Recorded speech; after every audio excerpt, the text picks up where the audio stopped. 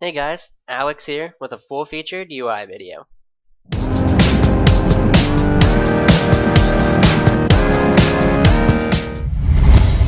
Hey guys, first off I want to introduce Adrian from Soulbound and Calpurnia from Primark to join me for part 1 of my UI video, so go ahead and show them some love.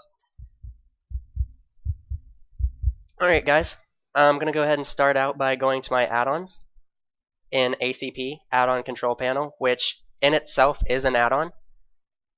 Basically, what it does is it replicates your character selection screen's add-on panel. The only difference is instead of logging in your character after you check something or uncheck something is you're going to hit reload UI, and that way you don't actually have to log out.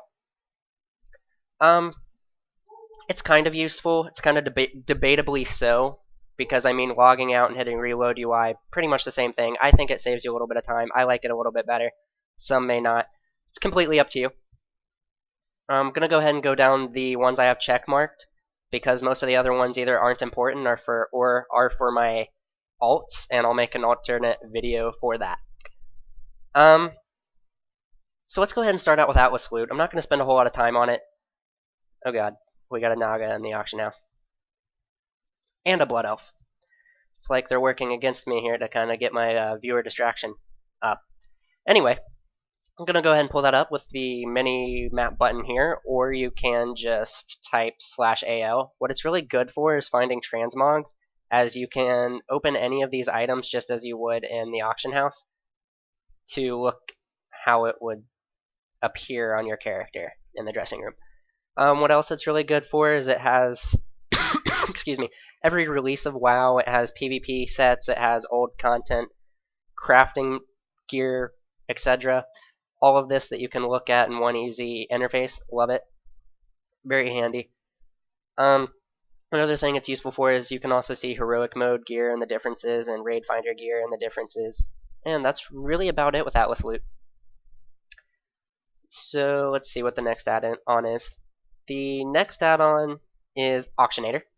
The reason I use Auctionator over other auction mods such as Auctioneer is because Auctionator and both Auction Lite have a nice little feature where you can see if somebody undercut you in the auction house, and you'd be able to easily see that and repost it quickly and not waste your time. I'm a big fan of not wasting time. Usually when you open the auction house, Auctionator's going to do a quick scan, which takes about 15 seconds. The first time it takes a bit longer. After that, it's pretty smooth. Excuse me again. But basically what that does is it stores data for about 2 weeks to current, I would say, after you've been running it for a while. And what that's for is when you go to the buy tab, if you search something, say Brilliant Inferno Ruby. Don't worry guys, I'll talk to him in a minute. Anyway, you go to the history tab, you can see the lows, you can see the highs of over the past 2 weeks with the stored data, and then you can go to current and you can see if it's worth buying right now. If it's urgent, obviously you're probably going to buy it regardless, but if not, you can usually wait a few days if it's at a high price, or you're going to want to buy them up if they're at a low price and repost them if you're into working the auction house to make some money. I'm a fan of that. I've been lazy with it lately, but hey, maybe it'll work for you guys. Great thing to get your gold up.